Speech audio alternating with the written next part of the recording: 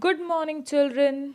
In such a bright morning, let's begin to learn science. Students, today we are going to begin with our new lesson, that is lesson number 3, Properties of Natural Resources. What is a natural resource, students? Natural resources are the material of the earth. They are the material made naturally. So, the three natural resources we are going to study in this lesson are air, water and soil. Students, why air is said as natural resource? Because it is the material of earth. Why it is not said as man-made material? Students, we human have made air? No, it is the material of earth. It is made naturally. Nature has provided air. Water? Do we human make water in industries or in factories? No, water is also the material of the earth. It's naturally prepared. Hence, they all are known as natural resources.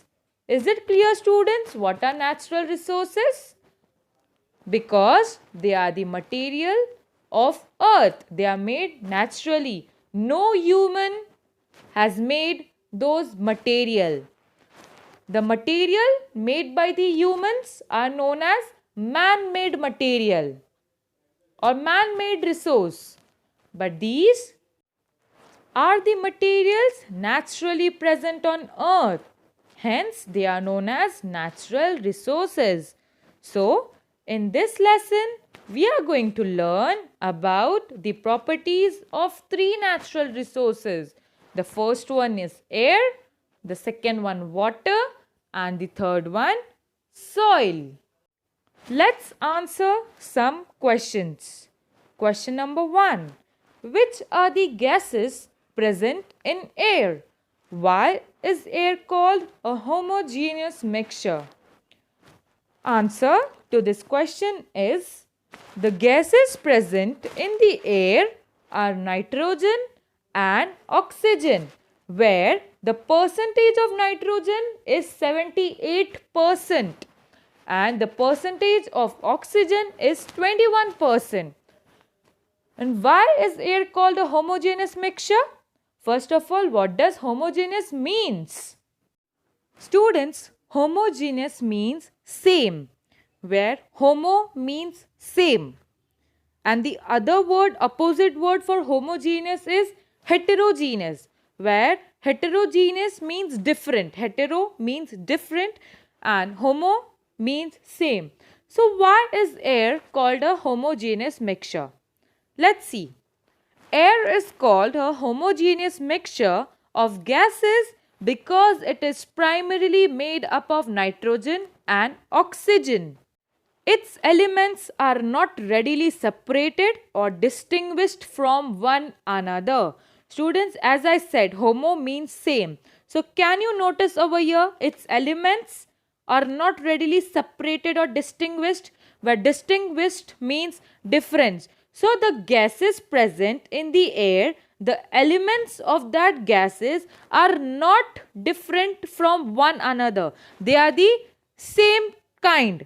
Hence, it is said that air is a homogeneous mixture. So, students, which are the gases present in air? And why is air called a homogeneous mixture? The gases present in the air are nitrogen gas, that is 78%, and oxygen gas, and the level of oxygen gas is 21% in the air. Air is called a homogeneous mixture of gases because it is primarily made up of nitrogen and oxygen, and the elements are not readily separated or distinguished from one another. The elements of gases are not different from one another. They are the same kind. Hence, it is known as homogeneous mixture. Question 2.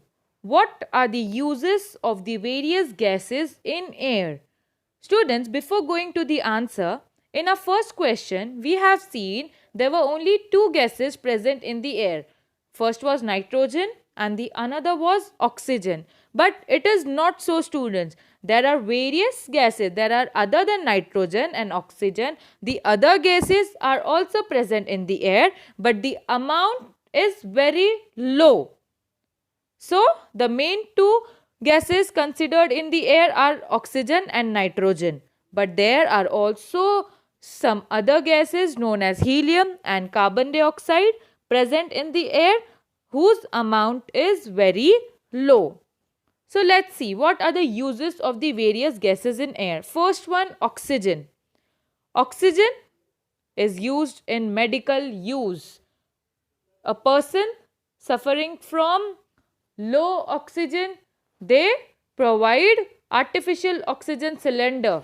With the help of that, the person can breathe. Next, nitrogen. Nitrogen, fire suppression. The nitrogen is a gas which can reduce fire. Next, helium.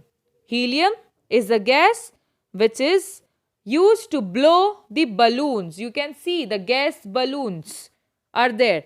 So, the balloon is blown with the help of helium gas. Next, carbon dioxide. It is used in carbonated soft drinks. Carbon dioxide is a gas which is used in carbonated soft drinks like Thumbs Up, Pepsi. When you open the cap of that bottle, of the carbonated soft drinks bottle, you can also hear the sound of the gas which rushes out of the bottle. So, which gas? Carbon dioxide gas is used in carbonated soft drinks like Pepsi, Thumbs Up, Mirinda, etc. Moving further, let's see the properties of air. Air is all around us. We cannot see it, yet we feel the presence of air. Isn't it, students? Air is all around us. We breathe with the help of air. We take in oxygen when we breathe. So, air is all around us. We cannot see it. It is not visible. But we can feel the presence of air. When we inhale, air is taken in through the nose.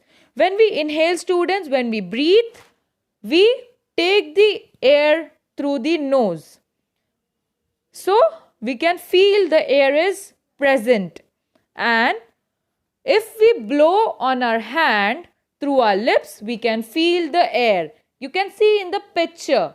If we blow our hand through our lips, we can feel the air. So, by these things, we can say that air is present all around us. So, air is all around us. We cannot see it, yet we feel the presence of air.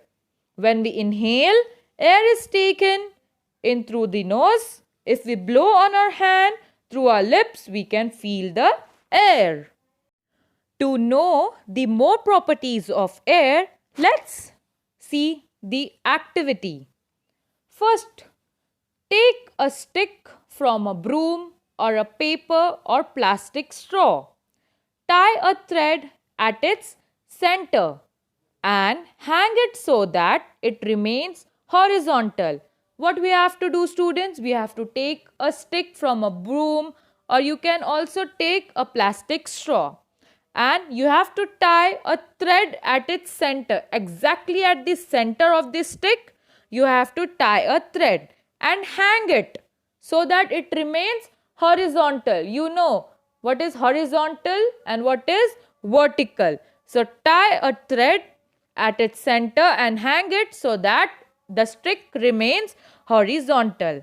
Then, tie two rubber balloons of the same size at the two ends of the stick.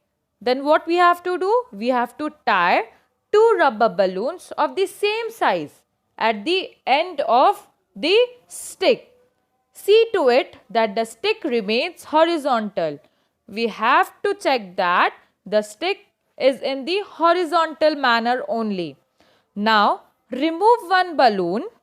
Then we have to remove one balloon and inflate it. Inflate it means, students, blow the balloon. After blowing the balloon, tie it again at its original position. Now what it's going to be, students? At one end there will be a blown balloon, inflated balloon. At the other end it will be a non-inflated balloon. Can you see in the picture? Does the stick remain horizontal? Students, after tying one inflated balloon, one blown balloon at one end, and on the other end a non-inflated balloon is tied, can the stick remain horizontal only? No, students. Why is it so? See, the stick goes down on the side of the inflated balloon. The balloon which is blown, from that corner the stick goes down. Why is it so, students? Because that means air has weight. Air has some weight. That's why the stick has gone downwards when the blown balloon is tied at the corner. Air is a mixture of gases. Therefore, like other matter, it has mass and weight. Students, from this activity, which property we came to know about air?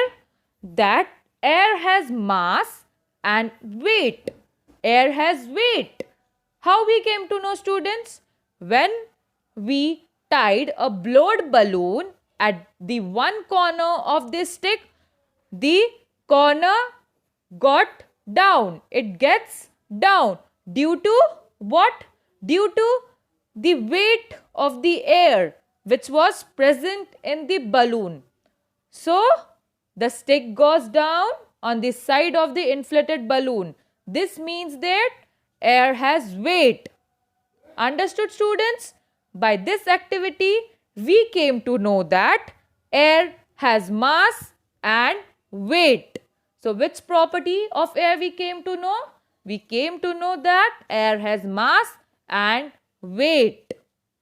So, students, in today's lecture, what all things we had learned? We have seen what does natural resources means and what are the three natural resources. They were air, water and soil. Then we went on properties of air. In that we came to know that air is all around us, but we cannot see it, but we can feel the presence of the air. Then through an activity, we came to know that air has mass and weight. In our next lecture, we will be learning about the osmotic pressure created by the air. Till then, students, make the concept of air has mass and weight very clear. Thank you so much, students. Goodbye. Have a wonderful